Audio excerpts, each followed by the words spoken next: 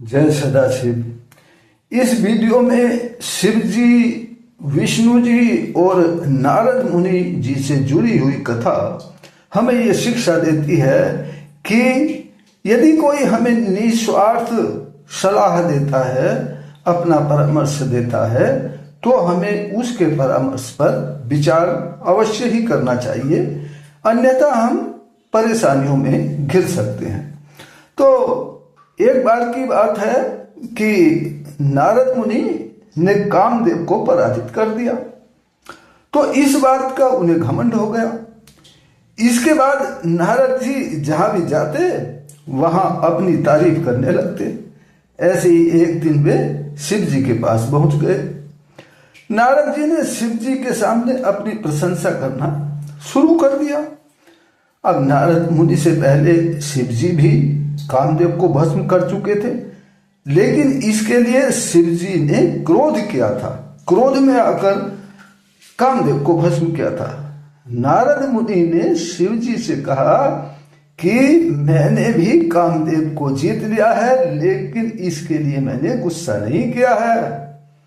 शिव जी नारद मुनि की बात सुनकर समझ गए कि इन्हें अहंकार हो गया है। शिव जी ने कहा कि आप मुझसे तो ये बात कह रहे हैं, लेकिन श्री विष्णु जी से ये बात मत कहना, मेरी सलाह मानना। शिव जी ने शिव जी की सलाह सुनकर नारद जी को लगा कि शिव जी तो मेरी प्रशंसा अच्छी नहीं लग रही है। शिव जी मेरी प्रशंसा करना नहीं चाहते हैं, इसलिए ऐसा कह रहे हैं। शिव जी से विदा लेकर नारद मुनि विष्णु जी के पास पहुंच गए।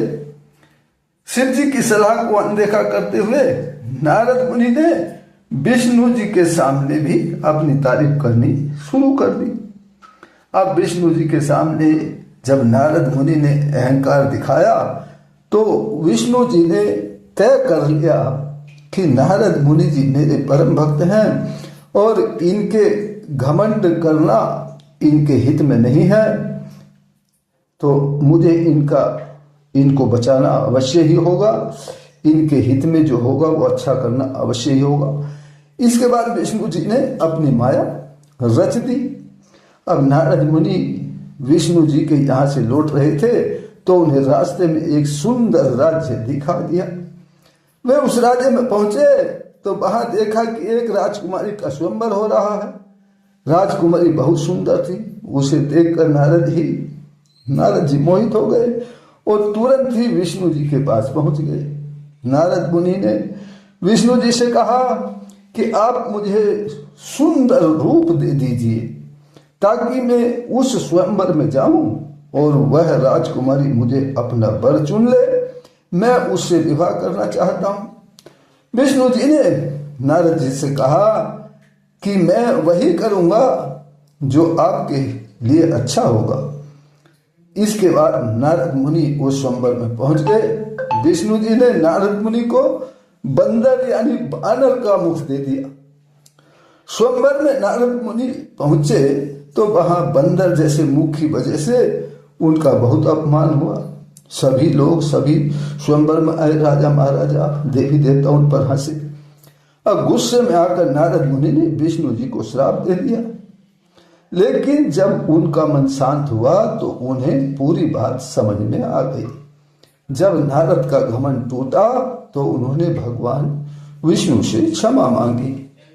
इस कथा से हमें ये संदेश मिलता है कि किसी भी स्थिति में हमें घमंड नहीं करना चाहिए।